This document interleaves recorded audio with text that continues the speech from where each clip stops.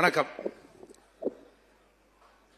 பழனி பாபா அவர்களின் நினைவு கூட்டத்திற்கு வந்திருக்கிற அத்தனை பேருக்கும் எனது நெஞ்சான்ற நன்றியை தெரிவித்து, பழனி பாபா அவர்களை பற்றி சொல்ல வேண்டும் என்று சொன்னால்,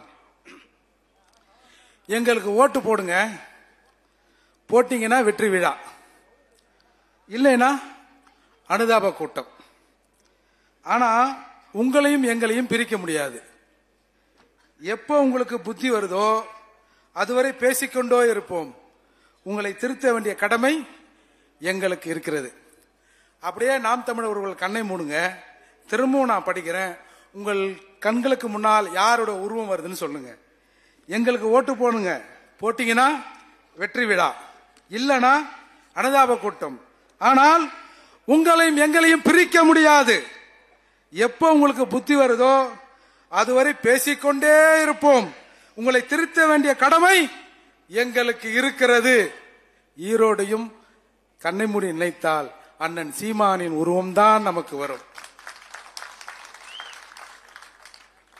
பாபா அவர்கள் இருக்கிற போது இத்தகைய பெரும்படை அவரோடு இருந்ததோ இல்லையோ, இன்றைக்கு பல சாட்டைகள் இருக்கிறார்கள், பல சேட்டைகள் இருக்கிறது. அதனால் அண்ணன் சீமானை எவனாலும் ஒரு மசரும் புடுங்க முடியாது. ஏதோ அவர் பலருக்கு எதிரானவர், சிலருக்கு எதிரானவர் எல்லாம் சொல்றாங்க. ஆனால் பழனி பாபாவை பொறுத்தவரை அவர் எல்லா மதத்திலும் உள்ள அந்த மூட பழக்க வழக்கங்களை சுட்டிக்காட்டினார், குறை சொன்னார், பேசினார், தட்டி கேட்டார். குறிப்பாக இஸ்லாமில இருக்கிற வரதட்சணை, வட்டிக்கு வாங்கிறது, இதையெல்லாம் கூட பழனி பாபா அவர்கள் கண்டித்தார் என்பதிலிருந்தே அவர் ஒரு பொதுவான தலைவராக இந்த சமூகத்தில் இருந்திருக்கிறார். இன்றைக்கு பல பேர் கூட்டணி கட்சிகள் என்றால் அடிமை சாசனத்தை எழுதி கொடுத்துட்டு அப்படியே இருக்கிறான். 25 ஆண்டுகள் கருணாநிதியோடு உறவாக இருந்தவர் 25 மாத ஆட்சிக்கு பிறகு அதை முறித்துக் கொண்டு வெளியே வருகிறார்.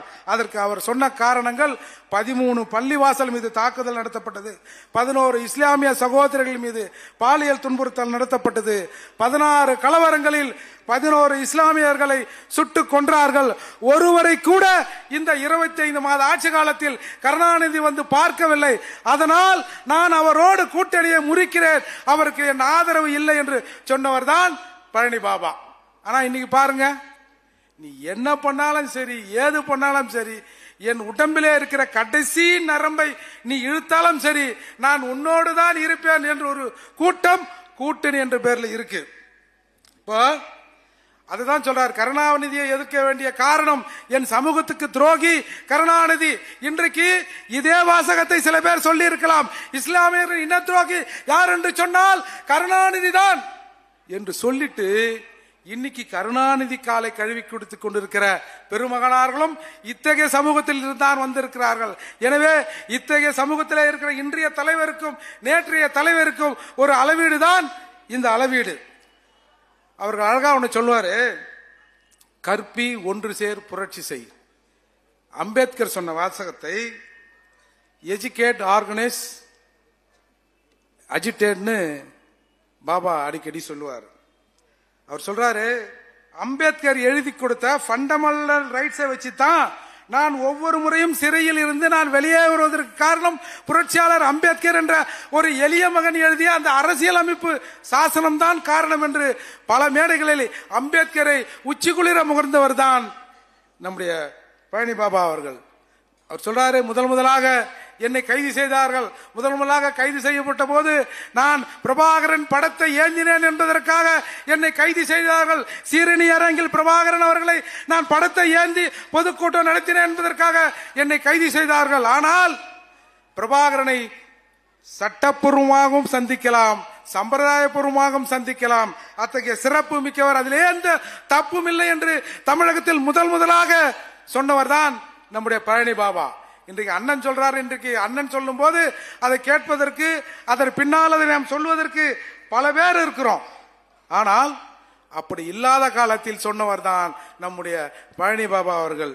அவர் சொல்றாரு, இன்னைக்கு நீங்க எல்லாம் பார்க்கலாம், அரசியல் கட்சி என்ற பேர்ல ஒரு நாள் குல்லா போட்டுன்னு கஞ்சி குடிப்பான், கேட்டா நான் இஸ்லாமியர் பாதுகாவலர்ன்றான். அன்றைக்கே அவர் சொல்றாரு, தொப்பி போடாத முஸ்லீம், லுங்கி அணியாத இஸ்லாமியர் என்று எவனாவது இந்த இஸ்லாமியர் கூட்டத்திலே வந்தால் அவனை நம்பாதே, அவனை விரட்டி அடிக்க வேண்டும் என்று அந்த சமூகத்துக்கு அறைகோல் விடுத்தார். ஆனா இன்னைய வரை அந்த சமூகம் எங்க சமூகம் மாதிரிதான். இன்னைய வரை அவர் சொன்னார் இல்ல, ஆனால் அந்த சம்பிரதாயத்தை இன்று வரை கடைபிடித்துக் கொண்டிருக்கிற இஸ்லாமியரும் இருக்கத்தானே செய்யறாங்க. இப்போ அவரை மத சுவாசம் அது இதுன்னு சொன்னாங்க. அவர் சொன்னாரு, நான் ஒரு பட்டியல் சமூகத்தில் பிறந்தவன், நான் ஏன் மதம் மாறுறேன்? இந்துத்துவான்னு சொல்றவங்க எல்லாம் என்னை ஒரு டிஸ்கிரிமினேஷன்ல பாக்குறான். அதனால் இங்கே இருக்கிற இந்துக்களும் இந்துத்துவம் தன்னை மறு ஆய்வு செய்ய வேண்டும் என்று அவர் சொன்னார். இங்க இந்த நேரத்தில் ஒரு சம்பவத்தை நான் சொல்றேன். வருகின்ற மார்ச் 14 குறிஞ்சாங்குளம் நினைவு நாள். குறிஞ்சாங்குளத்தில் இப்ப பாபா சொன்னார் இல்ல, இந்துத்துவம் இந்துக்களும் தன்னை மறு ஆய்வு செய்ய வேண்டும் என்று. குறிஞ்சாங்குளத்தில் ஒரு பறையர் குடியில் பிறந்தவர்கள் தங்களுக்காக ஒரு கோயில் வேண்டும் என்று காந்தாரி அம்மன் ஒரு கோயிலை கட்டுறாங்க. ஏற்கனவே அது மண் சிலையா இருந்தது. அந்த சிலையை எடுத்து விட்டு ஒரு கற்சிலை வைக்க வேண்டும். நாங்களாம் இப்ப வளர்ந்துட்டோம், ஓரளவுக்கு வசதி வாய்ப்பா இருக்கிற போது இன்னும் எங்கள் தாத்தா காலத்தை போல அங்கே மண் சிலை எதற்கு ஒரு கல் சிலை வைக்கிறாங்க. எங்க வைக்கிறான்? காலனில பறையர் குடியிருப்புல பறையர்கள் ஒரு கோயிலை வைக்கிறான். அந்த கோயில் எதிர்ப்புறம் இருக்கிற வேற்று தமிழர் அல்லாதவர்கள், தமிழ் பேசாதவர்களுக்கு அது இந்த சாமி எங்களை நோக்கி பார்க்க கூடாதுன்றான். பொதுவாக கோயிலுக்கு போனா சாமியை பார்க்கணும், சாமி என்ன பார்க்கணும், நான் சாமியை பார்க்கணும்.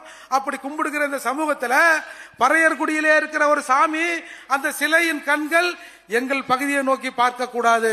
கோயில் கட்டி கும்பிடுற அளவுக்கு நீங்க வளர்ந்துட்டீங்களா அப்படின்னு அதற்கு எதிர்ப்பு தெரிவிக்கப்படுகிறது. அந்த எதிர்ப்பு கலவரமாக மாறுகிறது. அந்த கலவரத்திலே பட்டியல் சமூக மக்களுக்காக அண்ணன் சீமான் போன்ற அந்த காலத்தில் இருந்த வைபா, ஜான் பாண்டியன் இவர்கள் எல்லாம் ஓர் அணியில் திரண்டு பேச்சுவார்த்தைக்கு போறாங்க. உங்களுக்கு ஒன்று தெரியுமா? அந்த மாற்று சமூக தெலுங்கருக்கு ஆதரவாக வந்தது யார் தெரியுமா? வைகோவின் தம்பி ரவிச்சந்திரன் தான் அந்த தெலுங்கர் சார்பாக அந்த பேச்சுவார்த்தையில ஈடுபடுகிறார். பேச்சுவார்த்தையில தோல்வி அடைகிறது. இவர்கள் கோயில் கட்டுகிற வேலையை செய்கிறார்கள். அப்படி வேலையை செய்த போது ஒரு நாள் இரவு அந்த நேரத்தில் அங்க இருக்கிற டூரிங் டாக்ஸில 2வது சினிமா பார்த்து விட்டு அவர்கள் வருகிறார்கள். சுப்பையா, சக்கரை பாண்டி, அன்பு, அம்பிகாபதினு ஒரு 4 பேர் நண்பர்கள் செகண்ட் ஷோ சினிமா பார்த்துட்டு வரான். அப்போது அந்த 4 பேரையும் கழுத்தை அறுத்து கழுத்தை வெட்டி கை கால்களை துண்டம் துண்டமாக ஆக்கி கொல்லப்படுகிறார்கள். கொல்லப்பட்டதோடு அல்லாமல் பொதுவா தமிழகத்தில் பல கொலைகள் நடந்திருக்குது. கழுத்தை வெட்டியிருக்கான், காலை வெட்டியிருக்கான், சங்க அறுத்திருக்கான். ஆனால் குறிஞ்சாங்குளத்தில் அந்த கழுத்தை அறுத்து விட்டு அந்த 4வரின் ஆணுறுப்பை அறுக்கிறான். அந்த 4வரோட ஆணுறுப்பை அறுத்து மாத்தி மாத்தி இன்னொருத்தன் வாயில வைக்கிறான். இதுக்கு என்ன அர்த்தம்? உரிமை கேட்டால் தமிழகத்திலே தமிழர்கள் தங்கள் உரிமையை கேட்டால் இந்த கதிதான், இதுதான் வாயில இருக்கும் என்று 92 சொல்லப்பட்டது. இன்னைய வரை அதற்கு ஒரு தீர்வு வந்திருக்குமா? இதே ஒரு தமிழர் ஆட்சியாக இருக்குதுன்னு சொல்லுங்க, அதற்கு ஒரு தீர்வு வந்திருக்கும்ல? வந்திருக்குமா? வந்திருக்காதா? ஆனால் திரும்ப திரும்ப நாம் தெலுங்கர், தமிழர் அல்லாதவர், தெலுங்கர் தெலுங்கர் தெலுங்கர் கிட்ட காசை வாங்கிட்டு தமிழர்கள் ஓட்டு போடுகிற கேவலமான நிலையில தமிழர்கள் இருந்து கொண்டிருக்கிறார்கள். இதுதான் வருத்தம். அப்போ இந்த வழக்கு 2001 விடுதலை ஆகுது. ஒரு அரசு என்ன பண்ணணும்? 4 பேரை பச்சை பதைக்க கொண்டு இருக்கான். அந்த படுகொலை உலகம் முழுக்க, இந்தியா முழுக்க அந்த பச்சை படுகொலை பேசப்படுகிறது. 2001 குற்றவாளிகள் எல்லாம் விடுதலை அடைகிறார்கள். ஆனால் எந்த அரசும் அது மீது நடவடிக்கை எடுக்கல. அப்பீலுக்கு அரசு போகல.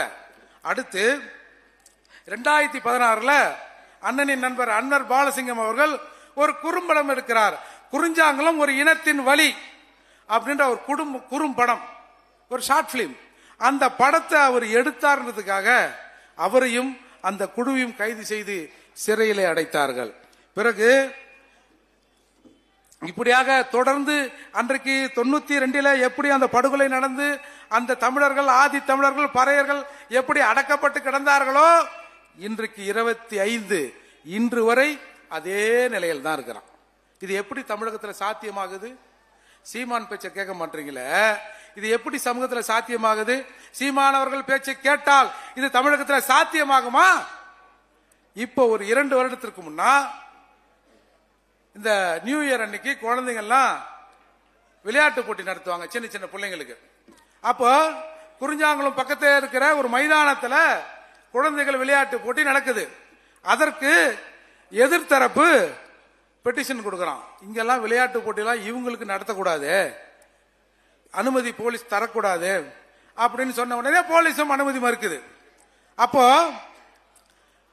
அன்றைக்கு தொடர்ந்து போராட்டம் நடைபெறுகிறது. அந்த கிராமத்தில் இருக்கிற கிட்டத்தட்ட ஒரு 124 பேர்கள் தங்களுடைய ரேஷன் கார்டு, ஆதார் அட்டை, இந்திய அரசால் இந்திய குடிமகன் என்று வழங்கப்பட்டிருக்கிற அத்தனை ஆவணங்களிலும் அந்த மக்கள் தாசில்தாரின் முகத்திலே தூக்கி எறிந்துவிட்டு, நாங்கள் இந்திய பிரஜை அல்ல, எங்களுக்கான இந்திய பிரஜைக்கான எந்த உரிமையும் இந்த அரசாங்கத்தால் மறுக்கப்படுகிறது, எனவே எங்களை குடியேற்றவர்களாக மாற்று அப்படின்னு சொல்லிட்டு 126 பேர் அந்த அட்டையை தூக்கி போட்டு 6 நாட்கள் அந்த பகுதியில் உண்ணாவிரதம் நடைபெறுகிறது.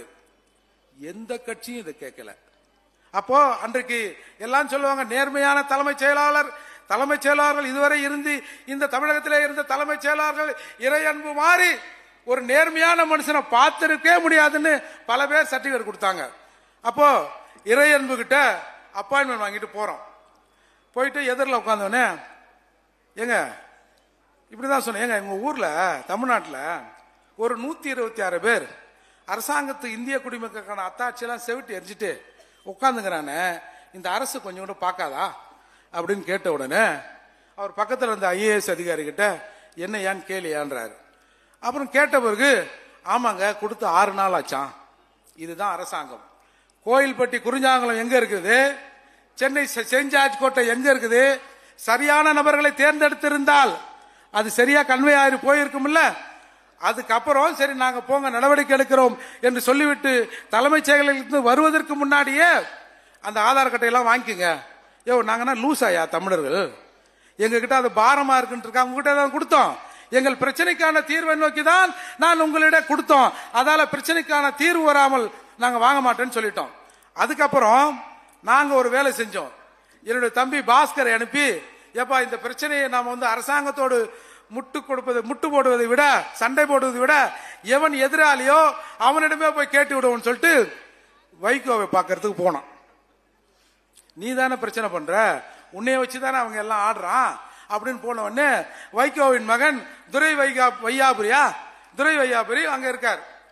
சரி, துரை வையாபுரி இந்த மாதிரி எங்க அண்ணா அமிச்சாரு, அவர் சொல்லிட்டாரு, நீங்க இந்த பிரச்சனையை ஒரு தீர்வா கொண்டு வாங்க, அப்படி இல்லைன்னா இந்த போராட்டத்தை நாங்கள் அரசின் பக்கம் திருப்ப மாட்டோம், இந்த போராட்டத்துக்கு காரணமாக இருக்கிற மதிமுக வைகோ பக்கம் இந்த போராட்டத்தை திருப்ப வேண்டிய கட்டாயம் வந்துடும் பாத்துங்க அப்படின்னு எங்க ஆபீஸ்ல எங்க கிட்ட எப்படி சொல்றீங்களா? இல்லங்க எங்க அண்ணன் சொன்னாரு, சொன்னேன் அப்படின்னு சொல்லிட்டு வந்தான். சரி நீங்க போங்க, நாங்க அதை பாத்துக்கிறோம் சொல்லிட்டு 2 நாட்களில் பதில் தருகிறோம் என்று எந்த பதிலையும் சொல்லாமல் போனார். அன்றைக்கும் இந்த தமிழ்குடி பறையர்கள் உரிமை பெற்று விடக்கூடாது என்று நம்மள இருந்தே ஒருத்தன் சொல்றான், இந்த போராட்டத்துக்கெல்லாம் நீங்க பயப்படாதீங்க, நாங்க பாத்துக்கிறோம், இதை நாங்க எப்படி திசை திருப்புறோம் பாருங்க அப்படின்னு சொல்லி அன்றைக்கும் அந்த போராட்டத்தை அவங்க திசை திருப்பினான். இதுதான் தமிழகத்தில் எதேச்சியா இந்த ஆட்சியாளர்கள் தமிழர்களை பார்க்கிற பார்வை. இந்த பார்வை நம்ம எப்படி இவர்கள் பார்க்கிறார்கள் என்று இங்கே இருக்கிற தமிழெல்லாம் முதல்ல புரிஞ்சுக்கணும். பாபா அவர்கள் கூட இந்த பறையர் வன்னியர் ஒற்றுமையை பத்தி நிறைய பேசியிருக்காரு. பாமகவில் பலரை இணைத்தவரும் இந்த பழனி பாபா அவர்கள் தான். நான் ஈரோடு இடைத்தேர்தலுக்கு பிறகு எனக்கு தினமும் ஒரு 30-40 கால் வரும். எப்படி நீ சீமான் மேடையில ஏறலான்னு நான் கூட பல பேர்கிட்ட சொன்னேன். அண்ணனோட அண்ணன் தம்பிக்கு பல வகைகளை கொடுப்பாங்க, ஆனா ஒரு தம்பிக்கு அண்ணன் தொல்லையை கொடுத்து விட்டாரப்பா, என்னப்பா இது அவருக்கு இப்ப கொஞ்சமாவது குறைஞ்சிருக்கா? ஏன்னா பாதி பேர் இந்த பக்கம் டைவர்ட் ஆகி வந்துட்டான். 20ஆம் தேதி சென்னையில ஒரு மாநாடு நடந்தது. பாமக அதாவது அண்ணன் சாதிவாரி கணக்கெடுப்பு எடுக்கிற சொல்லி ஒரு மாநாடு. அந்த மாநாட்டில் ஒரு பட்டியல் சமூகத்துக்காரனை அன்புமணி ராமதாஸ் அவர்கள் முதல்வராக்குறேன்னு சொன்னாரு. அண்ணன் சீமானும் ஒரு பட்டியல் சமூகத்துக்காரரை தமிழகத்தில் முதல்வராக்குன்னு சொல்றாங்க, இந்த ஒற்றுமை தமிழகத்தில் வளர வேணும்னு சொன்ன உடனே சொல்றான், பாமக கிட்ட வேற காசு வாங்கிட்டியா? இவங்க வாங்கி வாங்கியே பழக்கப்பட்ட இங்க பல கட்சிகள் தமிழகத்தில் இருந்து கொண்டு இருக்கிற நிலையில வெறும் கொள்கையை சொல்ற, கோட்டரை கொடுக்காம கொள்கையை சொல்ற சீமான் பின்னாடி இந்த தமிழகம் அணி திரள வேண்டும் என்ற ஒரு கோரிக்கை நான் வைக்கிறேன். இங்க பாருங்க, நீங்க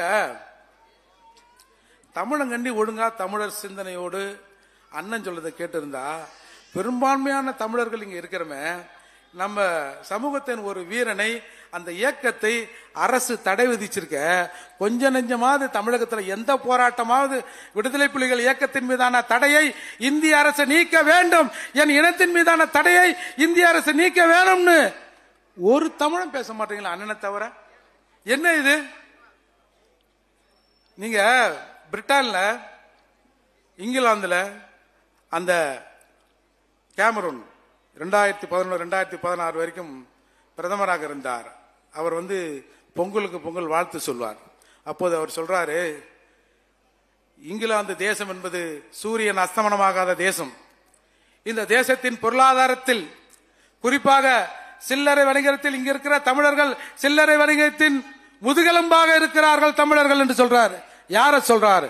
இலங்கை தமிழர்களை சொல்றாரு, நம்ம ரத்த உறவுகளை சொல்றாரு. அந்த ரத்த உறவுகளை அந்த நாடு பயன்படுத்துகிறது.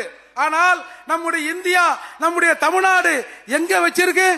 இன்னும் சிறை கொட்டடியில, அகதிகள் முகாம் என்ற பெயரில் இவ்வளவு சொந்தங்கள்லாம் நாம இருக்கிற போது நம்முடைய சொந்தங்களை அகதிகள் முகாமில் வைத்திருக்கிற இந்த அரசுகள் அகலும் வரை சீமானின் குரல் ஒலித்துக் கொண்டே இருக்கும். நீங்க இப்பவும் நாம இத நாம விரிவா கேட்டு தெளிவடையில் வச்சுங்க, நிச்சயமாக அடுத்த தலைமுறை இதை கேட்பதற்கு கூட காதுகள் செவிடாக இருக்கும். எனவே செந்தமிழின் சீமான் அவர்கள் களத்தை வலுப்படுத்த வேண்டிய கட்டாயத்தில் இங்கே இருக்கிற தமிழர்கள் இருக்கிறார்கள். இவங்களுக்கெல்லாம் இன்றைக்கு இருக்கிற ஊடகங்களை பாருங்க, எல்லா ஊடகங்களும் யாரெல்லாம் தமிழகத்தின் தலைமையாக தமிழர் என்று பேசுகிறார்களோ அவர்கள் மீது அவதூறு வீசுகிற நிலை இன்றைக்கு தமிழகத்தில் இருக்கிற ஊடகங்களுக்கு இருக்கிறது. எனவே எனது அன்பான சொந்தங்களே, திரும்பவும் ஒரு முறை கண்ணை மூடி பாருங்கள், இந்த பாபாவின் முகத்தை பாருங்கள். கண்ணை மூடி பார்த்தால் அண்ணன் சீமானின் முகம் உங்களுக்கு தெரியும். ஒரு பாபாவை இழந்து விட்டோம் தமிழர்களே, ஒரு பாபாவை இழந்து விட்டோம். செந்தமிழின் சீமானையும் நாம் இழக்க நேரிட்டால் இந்த சமூகம் 100 அல்ல 500 வருடங்கள் ஆனாலும் தமிழருக்கு விடுதலை கிடைக்காது. எனவே செந்தமிழின் சீமானின் கருத்தை வலுப்படுத்த இங்க இருக்கிற ஜனநாயக சக்திகள் ஓரணியில் சீமானின் பின்னால் நிற்க வேண்டிய கட்டாயம் இது. எனவே சீமானை நாம் பாதுகாப்போம். சீமானை பாதுகாப்பது என்பது ஏதோ சீமானை பாதுகாப்பதல்ல. சீமானை பாதுகாப்பு என்பது, செந்தமிழ் சீமானை பாதுகாப்பு என்பது இந்த தமிழினத்தை பாதுகாப்பதற்கு ஒப்பாகும். எனவே இங்கே இருக்கிற ஒவ்வொரு தமிழர்களும் ஒரு உறுதிமொழி ஏற்றுக்கொள்ள வேண்டும். எங்கள் இனத்தின் தலைவன் சீமான், சீமானின் பின்னால் தமிழினம் இருக்கிறது என்பதை நிலைநாட்ட வேண்டும். எனவே நாம் அனைவரும் சீமான் அவர்களுக்கு, அண்ணன் அவர்களுக்கு ஆதரவு அளிப்போம் என்று கூறி முடிக்கிறேன். நன்றி, வணக்கம்.